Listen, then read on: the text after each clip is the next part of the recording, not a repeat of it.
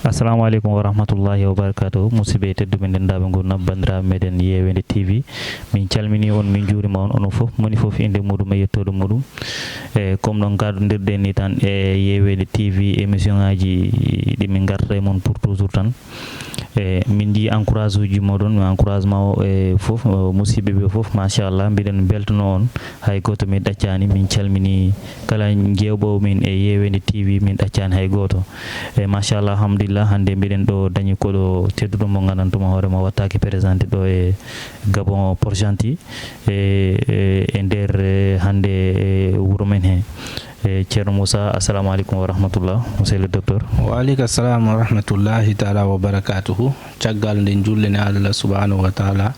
eɗen natira e ɗamal makko nelaɗo sallallahu alaihi wa sallam eɗen jetta no feewi e miɗon wiyane bisimilla mon ɗo he galle amen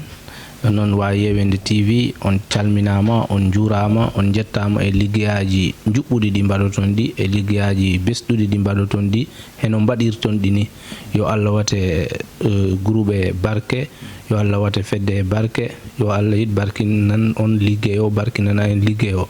eɗen ɗo hande e Port-Gentil ɗo ɓe mbiyata hono caggal derrière centre social ou derrière Airtel machallah miɗen on calmina miɗen on juuro miɗen on mbiya en bisimilla mon ɗo machallah. Machallah alhamdulillah merci beaucoup monsieur le docteur hande somi wima homo woni Moussa Deme. Moussa Deme ko musidɗo mon miñirawo mon eɗen mbawi wi kadi nde garten e pular ɓurɗo yuɓɓu tan mbiyen bandirawo mon mo gandandama hoorema ombo jeeya saare nde ɓe mbiyata Sénégal leydi Sénégal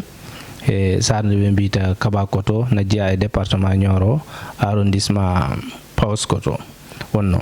minen ɗo he Port-Gentil somi yiiɗi on wi hombo woni Moussa Deme ne na wawita ɗum wawata hedde émission kono miɗon wawi wi dal Moussa Deme na ɗo dal mbokko mbaɗowo gorgorlu ɗo e centre de dialyse technicien en dialyse gonɗo ɗo he Port-Gentil kono immori ko ha Sénégal to no janggi meccal makko o wari ɗo ko ɓuuri hen hewɗo o ɓeyditi ɗum machallah. Machallah alhamdulillah monsieur le docteur wa weltanama no feewi e musidal Yewende TV aussi weltanimama no feewi machallah eɗen men mbiya tan encouragement bon courage e monsieur le docteur e an hande ka ɗo gonɗa e Port-Gentil mais aɗa dilla wallu e gueɗe safara ka médecine comme no mbiruɗa ni tan holno guurirɗa e meccal ngal gonɗa ngal e muɗum. Alhamdulillah nde ƴettanmi wallu meccal ngal tiiɗino tampinino sabu te neɗɗo sa jibinama e famille mo gandandama hoorema doole kewani te kala ganduɗo jangde Sénégal gandira ɗum ne ko dañal waɗata ɗum hayso ko hoore nde hewat il faut dañal he ɓeydo hen kono caggal nde min jiiɗi neɗɗo kala ko jiɗɗa rek ma Allah walluma min puɗɗori miɗen gonno he société gardiennage goto mbiyeteɗo Famben ɗon neɗɗo gardanno so hiri yaha janggoya e centre de santé goto gonɗo caggal Nabi Souker toon min gonno min goni hen pendant 4 ans min nde min pari min mbaɗoyi stage min garti en fait min totta hôpital gonɗo Kaymor na wiye poste de santé Kaymor min goni toon pendant 3 ans min laarine situation Sénégal hande ɗum addi min ha Gabon min gari ɗo ɓeydude gandal e ɓeydude goɗɗum e goɗɗum kono nde min gari ɗo e Gabon ne alhamdulillahi rabbil alamin min dañi ɗo responsabilité ji kewɗi e gila he université mabɓe bo ɓe mbiyata SIP management komin woni toon responsable hande département santé ha hande ko hewti e école aji mabɓe tokosine min woni ɗo responsable hande yaade he ɓe mbiyata ko enseignement dans le système sanitaire au niveau de Port-Gentil kon na wayno rek neɗɗo na hen yiyane hoore mum na hen yiya kadi ne ɓeydare dal eyyi. Machallah docteur haalama yuɓɓi waɗi fayida no feewi e beela emploi du temps ma o inama waɗa facilité e yaade e eko welma par ce que ɗandi affaire médecine kam c'est tout le temps aɗa nodde aɗa wawi dañ urgent n'importe quelle heure beela on ɗon côté ɗon c'est un peu facile. Wow, emploi du temps eɗen mbawi haalde emploi du temps mais plutôt eɗen mbawno haale contrat andi contrat ji kam so wonno dañata contrat he société surtout ma société momin goni centre de dialyse mbaɗo couvrir au niveau Port-Gentil fof région Port-Gentil minen contrat amen waɗani min permettre ça aɗa yalta aɗa waɗoya gueɗe goɗɗe kala ko min mbawi hen wadde rek min cuuɗoto kono miɗen mbaɗa hono ɓe mbita miɗen mbaɗa violé loi contrat o te contrat ko wattama tenke ko article aji ɗal article kala mo ɓe mbawi ma totuɓe mbi kollanmane tu n'as pas le droit d'exercer ailleurs a wawa dañani droit yargol waɗoya goɗɗum ta ko wallu médecine en dehors he parallèle he ɗo gollata ɗo kono takanne neɗɗo comme aɗa heddu e yimɓe ne il faut immoɗa jaaha ballaɓe kono jaɓane aɗa waɗa violé loi kam ɗum dal waɗata min tenke kono soko e emploi du temps centre de dialyse ɗo fuɗoto activité ji maɓɓe ko 5 heures du matin donc il faut jaaha 4 heures du matin uddita mbaɗa koɓe mbiyata ko entretien machine aji ma mbaɗa ɗi testé haɗe client uji ɗi ar woni malade uji ɗi min mbiyata client soɓe ngari pour mbawa branché malade ma dans la tranquillité ta hande machine ma no woni normal kono dal ɗum da woni emploi du temps o kono Gabon ɓe mbaɗi respecté kadi ne taux d'horaire de travail ça veut dire ça sera seulement 8 heures de temps de travail. Machallah 8 heures de temps de travail. Et monsieur le docteur parce que ɗo gurɗen ɗo hande aɗa ɗo wurdi e famille maɗa aɗa ɗo wurdi e frère aji maɗa sénégalais ji e malien ji e no wiyete kadi burkinabé ji walla béninois ji en même temps aussi e gabonais ji à chaque fois aɗa waɗe contacté aɗa yaha e kawuji urgent ɓe gandantuma hoorema ko yimɓe ma musidɓe maɗa ha goɗɗum e goɗɗum ko gandantuma hoorema des cas très grave beele ɗum ɗon ina weeɓe maɗa par rapport ko gandantuma hoorema ko financement o hen ko jomum foti ko wadde financement et confiance mon totalement ñaw muɗum yawa ɗum traité même en domicile. eyyi Gabon kam ɗo traitement à domicile manam wadde traité neɗɗo à domicile ɗum kam loi mabɓe haɗirani ɗum surtout ma saɗa wawi ko mbatta ko kono il faut kadi daña autorisation pour mbawa wadde traitement à domicile nden neɗɗo eɗen ɗo hande jooɗi eɗen goni enen foof aventurier ji comme no mbiɗani malien y a des sénégalais y a des burkinabé y a des tchadien mais à chaque fois ko neɗɗo tottata goɗɗo numéro ma on ɗon nodduma holluma pawaɗo makko kono anne kala ko mbawɗa wadde e pawaɗo ya andude sa fuɗɗima aɗa wawi mottil ta dog tawatama toon ça veut dire que sa ari ko an watta évaluer état général neɗɗo ndako aɗa mbawi safrude à domicile walla a waɗan mbo recommandé o yaha hôpital sabu to ne dañi état de santé mbo neɗɗo tolnoto sa wi aɗa mbo ƴetta à domicile wat adossé kala complication garowo hen ganda kala kam ko arata hen ko an waɗata ɗum adossé tenamo aɗa hen wawi ya mbaɗa hen mujju jaaha hen hoɗoɓe mbiyata ɗum kaso sabu te ko ɓuuri hen heew ko ɗum addata ɗin complication ngaji kono alhamdulillah guilande min puɗɗi ɗum comme neɗɗo ko ɓernde waɗirta Allah nama addana sutura no feewi sabu to yimɓe ɓe mbaddataɓe les sénégalais ɓe mbaɗi compréhension les maliens les tchadiens sabu ɓe fof ɓe jaggine koyen musidal gotal nden ɗum tagi rek ko safara musidal mbaɗeten kono pour bindana neɗɗo ordonnance o sooda fof ko ɗum woni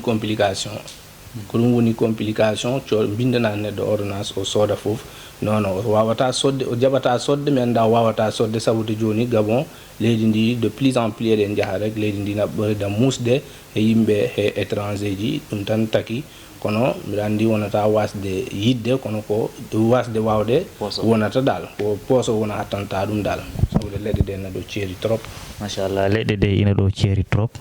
mais neɗɗo kam kalko ɗumini an tan yettata Allah hen beeli par contre neɗɗo ara e maɗa bindana ɗum ordonnance o yaha o sooda ɗum o ɗacca ɗuma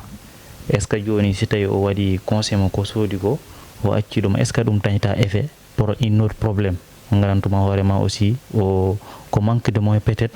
o taki o soodani e leɗɗe ɗe fof mais est ce que so soodino leɗɗe ɗe fof ɓurata aussi e dow so soodi ɗuma o acca ɗuma waaw neɗɗo kam so kesi min ɗum taki mi waɗat anticiper kadi question ma caggal nde mbanmi biologie woni analyse ɗo janngumi biologie médicale wadde wawa wadde analyse ƴiƴam wawa andu hoko woni to nder ha min udditiɗo presque clinique de biologie caggal heede Thiengue minen hen mbaɗa gorgorlu seeɗa clientèle na daña noon kono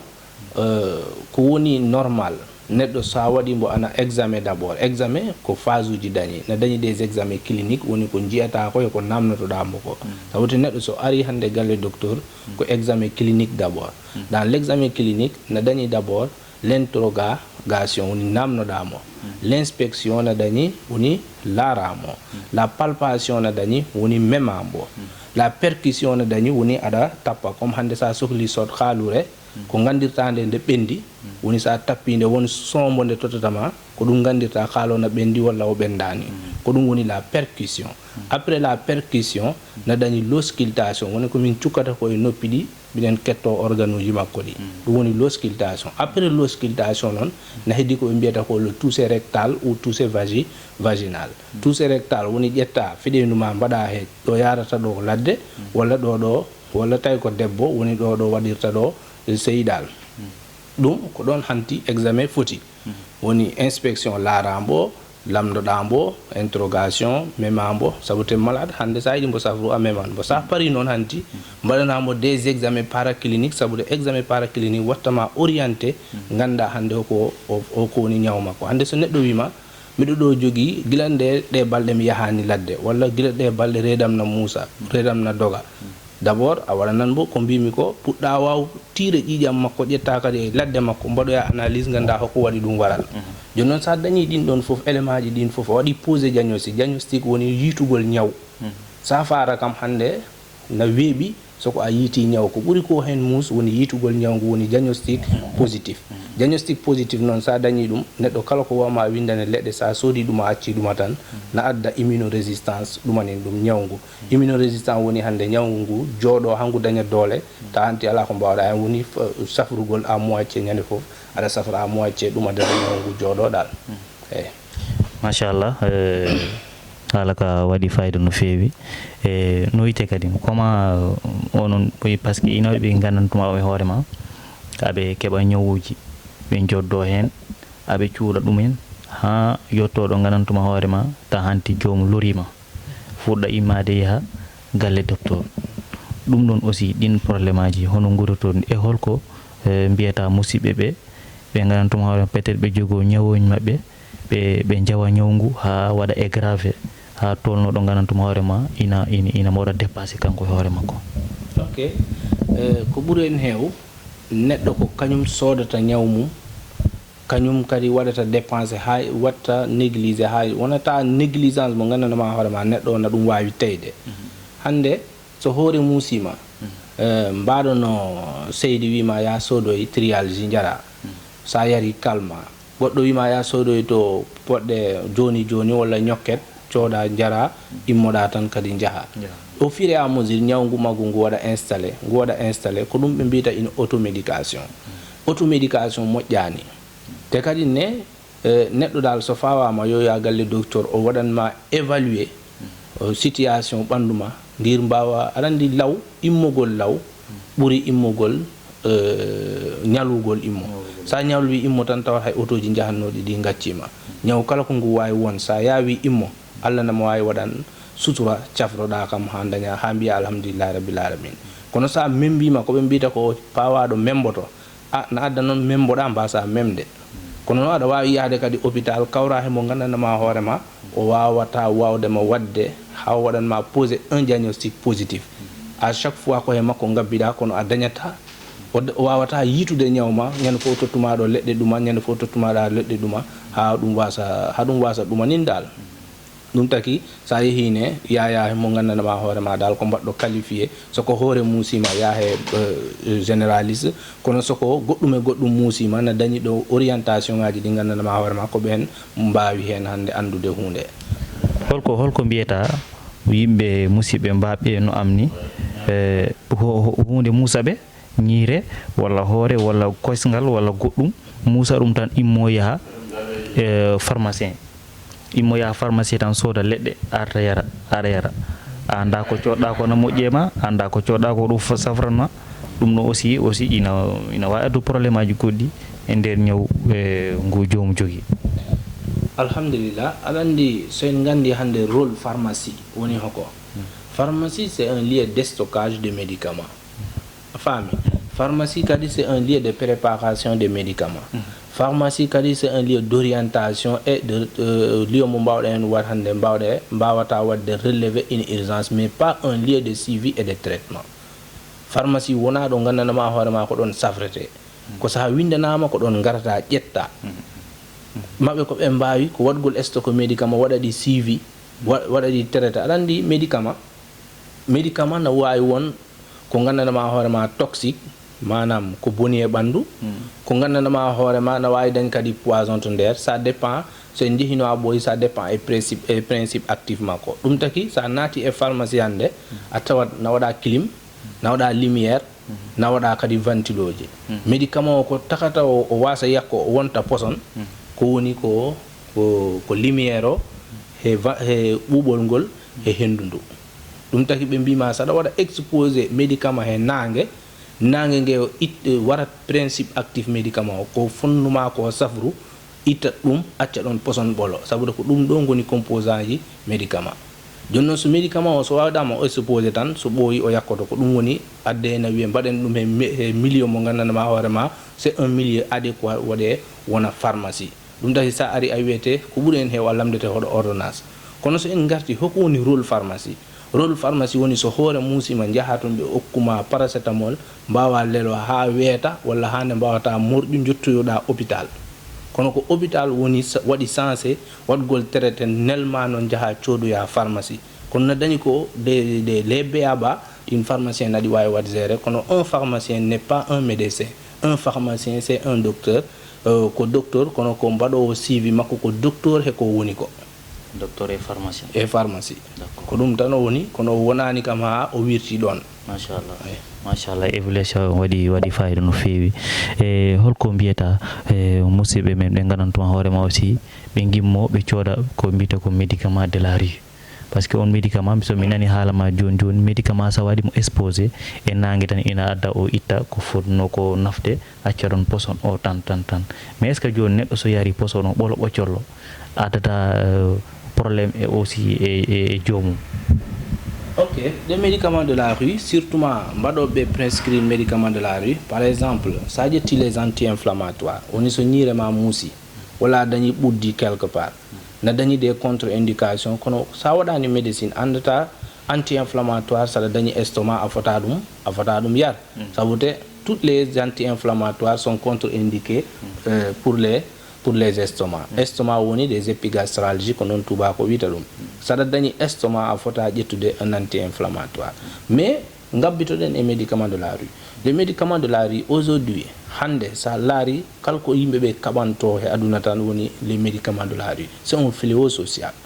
C'est un fléau mondial dinnom wi. Koko boni aduna ha yimbe be fof dari ngandi dum do mojjani sabude ko exposition ko million mbodi mbalete do mbodi gardete woni million bo mojjani dum taki médicament de la rue kam wawata mojju hande sa laari médicament sa yari foddere paracetamol donde jodoto do jiida he sa yari foddere ittore tension do jodoto do ko taki ko principe actif gondo o ton hollata foddere nde holonde foti yande jodoyo hande sa yari foddere paracetamol koto heñere ma to nde abbi sabude heñere nde jogi nguli banduki ko nen wadata thermorégulation nguli banduki bandu ndu jippo ko dum taki sada yara sada ƴetta ko buri heew he paracetamol surtout soko paracetamol o mojjani be bima ada bonna foie ada bonna heñere mande buri ko en heew so boyi adanyat heñere kam mo yakkinde sa ƴetti médicament mbobe mbitaw les médicaments des antihypertenseurs les antihypertenseurs majjidi be batta di réabsorption do di ceyata do ko au niveau des reins au niveau rognojito plus précisément au niveau du capsule de Bowman ko ton di batta réabsorption dum addata joni sa ƴetti den comprimé ada sofa ko heewi kadi ne tension na jippo sabu tension kam e diabète ko din don ko ton di ngabbi to rognojito sa ƴetti woni médicament ji di gandana hoorema tay ka debo reedu sa ƴetti di ada wawi pertude reedu mandu soko on dañi médicament ji di gandana hoorema tay ka debo reedu a ƴetti di nambo mbawi tottune malformation fœtale ko din be bindata les médicaments qui ont des effets tératogènes donc médicament wona a yari tan koye reedu abbi médicament fof na dañi ɗo abboto ko principe actif o haalanta ɗum hoɗo abboto ko ɗum woni médicament o kono nangue nge ko yakkata principe actif ɗum taki nawi wiye médicament wona ɗo jiɗɗa ɗo tan mbatta ɗum exposé koɗo ɗum wiyaɗo e ɗum waɗe ko ɗon ɗum waɗete. machallah so mi artayma ha joni ɗon affaire médicament sa yari médicament ma fota yarde so jooɗoyima to roño to ina wawi bonnude roño mum ko roño mbiɗa no joni ɗum ɗo joni e roño dañƴo probléme walla roño bonɗo holko woni effet muɗum holko woni conséquence muɗum? e roño so boni ko ɗum ɓe mbiyata une insuffisance rénale. Insuffisance rénale peut être chronique. Maintenant l'insuffisance rénale hande sa dañi l'insuffisance insuffisance rénale ko ɓuuri en heew soko le taux de urée et de créa de jippaki urée woni ɗonne koto roñoto yimmi la créatinemi koto roñoto yimmi ayi joni ko roño ɗon roñodal woni neɗɗo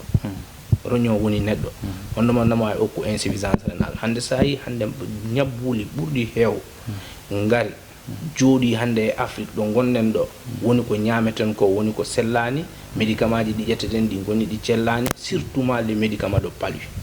surtout sa ɗojji ɓe mbima ko palu te palu médicament o na dañi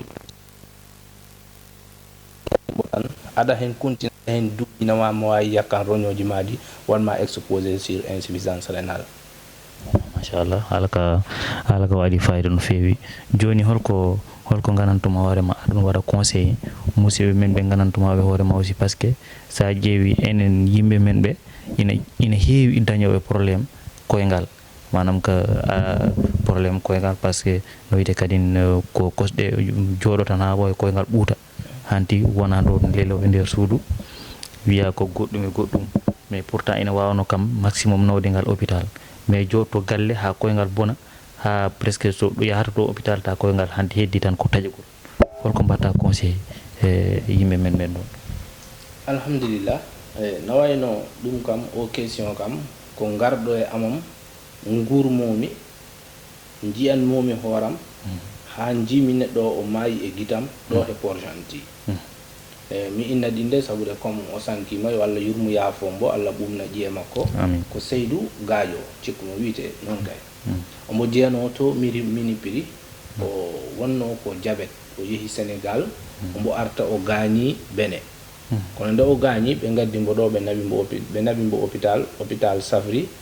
ɓe noddi kam tañmi feɗenu ndu ñonmi o samori dal kono nde ñawande nde arti e koyngal he ɓe gaddoyi ɓe ndano hono julɗo hon pasteur ko pasteur ɓe gaddoyi noon ambo sahran ambo waɗana ɗin ɗon conole maɓɓe nde ɓe gandi koyngal ngal boni Ceerno Dia noddi kam o wi kam ngal koyngal de ngal boni min de jaami ko gilɗi tawmi e nder koyngal he après mbimɓe ngal de il faut naɓen hôpital ngal laare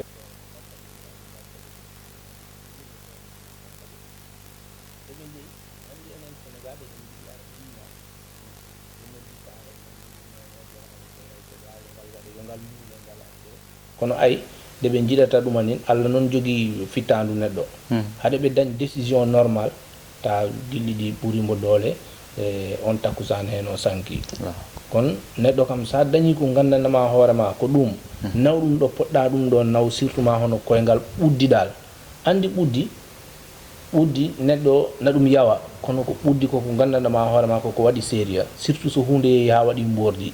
mbordi andi koɓe mbiyata ko la phagocytose des globules blancs et des microbes andi neɗɗo saare fof na dañi des gendarmes des soldats enen soldat uji ɓandu men woni les globules blancs neɗɗo ko dañi ko e cellule ce sont les globules blancs les globules rouges ɗum ganduɗen les globules blancs et les globules rouges goni les soldats de l'organisme so microbe ari naati ko ɗin ɗon kaɓata e microbe o joni so globule blanc ji ɗi maayi ɗum addi mbordi ɗum woni mbordi joni noon an aɗa manque aɗa wona immunodéficience manam a dañani systéme défensif systéme immunitaire ma anda ndako ka diabétique anda ndako ka sida dañɗa VIH ɗin affaire aji joni aɗa acca ɓuddi ma na yaha aɗa yara conele so ɓooyi ha jana sa yani ko immintama weeɓata sabude ɓandu ma ndu ala cellule aji mbaɗoji régénéré o puusoji ha neɗɗo ñawande nde wawa immo e ɓandu mum ñamde ma moƴƴani kadi ñameten ndiyam robinet jareten en dañani doole pour wawde wat constituer des cellules au niveau de notre organisme ɗum na adda neɗɗo o dal so ɓooyi o dañata doole te ñawngu hawa mbo hanti ko lelugol tan fada allahuma iffir lahu ɗum no yo allah suuru en hen machallah haalka waɗi fayida no feewi e monsieur le docteur hande ko garantuma hoorema aɗum waɗa close wallu doctoragal ɓennen hanti e débat goɗɗo holko woni dernièrement moɗo mo e wallu médecine o ɓennen e débat goɗɗo alhamdulillah wallu médecine ko mbiyanmi rek yimɓe fof kam mbawa rentu gona doctoraɓe yimɓe fof mbawa rentu wona cafroɓe hande sa yeehi aventure ko taki hande enen affaire aji men fof caɗi e wallu médecine sa laari hande ko rafa koɗo hooti sénégal tan safra ay soko puɗɗel paracetamol tan sella ko médecine o mbo heewi juuɗe et puis médecine dañat organisation au niveau du Gabon mi wawa wi médecine maɓɓe dañani organisation ɓe mbaɗi investir ko heewi kono jangde maɓɓe ne manki sa laari sénégal sa yeehi médecine koko dañata cv woni hoko sa yeehi ɓe lamdotoma indema ɓe binda e carnet lamdoma ɗo jeeɗa ɓe binda ɓe lamdoma duuɓi ma ɓe binda ɓe lamdoma ko musatama ɓe binda janggo sa arti aɗa dañi numéro ɗo wawa ɗo dañi numéro kadi ne médecine maɓɓe ɗo na dañi ko gandanama hoorema koɓe mbiyata systéme gabonisation woni hoko les gabonais sont prioritaires les étrangers sont derrière les gabonais ɗum woni systéme gabonisation te min sikki kam guilande jibina ɗon on meeɗa nan sénégalisation walla malisation walla côte d'ivoirisation ko gabon tan nanɗen gabonisation surtout e on ɗon wallu gabon so waɗi hospitalisé ɓe joɓata ko 3500 mi anda étranger sa waɗi hospitalisation ko 12000 et quelque joɓata tawi ko hôpital maɓɓe tawi noon ko clinique kam ɗum kam ala gabonisation donc kam ko suttugol looti ha ɗumanina nden noon na dañi ko gandanama hoorema surtout étranger kam so en mbawino waɗ réorganisation eɗen mbawa waɗ séance de don de sang eɗen okkira ƴiƴam date sa laari hande gabon sa pertiɗo hande taux de globule rouge taux d'hémoglobule soko ƴiƴam mana ɗo jippi sa reppi ka maayo o ko taki sabude il faut daña kalis daña bandiraɓe poste de sang sa heɓat ɗum hande a larta yimɓe nayo okkiroɓe daña ujunnaji 5 mbaɗa hen aɗa wawi dañ kalis ala bandiraɓe aɗa wawi dañ bandiraɓe ala kalis kono so en dañino des groupement mbawoji hande eɗen jaaha eɗen okkira ƴiƴam ta en pawaka so en pawama waɗaɗen facilité accès mo gandanama hoorema ko banque de sang mabɓe pour kadi ne walla en dal ko ɓuuri en heew hande cankotoɓe ɓeɗo e gabon ko ɓuuri en heew ko mankugol ƴiƴam ɓuuri en heew te kadi en ngala okkiroɓe sabude yimɓeɓe cuusa yaade na okkira ƴiƴam et encore goɗɗum e wallu santé le plus souvent min moom ko jimi koɗo ko ɓuuri ko e heew ko mbanmi koɗo suivre heddiɗo ko ɓuuri en heew ko VIH ɓe dañno ko ɓuuri en heew ko VIH ɓe dañno te ɗo VIH gonɗo ɗo c'est le VIH de type 2 on ɗon VIH ko makko ɓuuri wadde grave VIH Afrique de l'Ouest VIH noon woni sida ko ɓuuri ko en heew ɓe jimi ɗo ɗumanini ɗo neɗɗo sukki ha waɗi kakas jomum sanki ko ɓuuri en heew ko sida o nden noon ko mbiyeten en mbaɗa sensibiliser kadi e systéme de protection hay en keɗaka kam wondude e maɓɓe ko noon eɗen poti wadne eɗen poti accide hakkilleji men eɗen mbaɗa systéme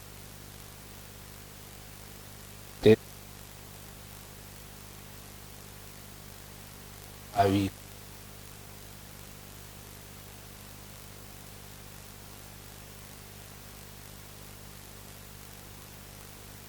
o lartu yo Allah dandu en ko muslune walla dandu en ha ganden ne en daɗi kono no yo Allah suuren Allah hokka en kala ko larteten bi jahi nabi Mustafa machallah allahumma amin yo Allah jabinto o monsieur le docteur haalama ko waɗi fayida donc musidɓe tedduɓe dendaɓe gona bandiraɓe meɗen Yewende TV comme no keɗiri ɗon ni tan haala makko ka foof e conseil mo rokkata on aussi ko conseil de protection parce que affaire o no waɗi fayida cellal kam kala ko soda tan na ɗum jari donc gaccon en hakkille no fewi machallah on ɗo beltan no fewi nden noon on calminama no fewi on juurama musidɓe tedduɓe dendaɓe gurdam assalamu aleykum wa rahmatullah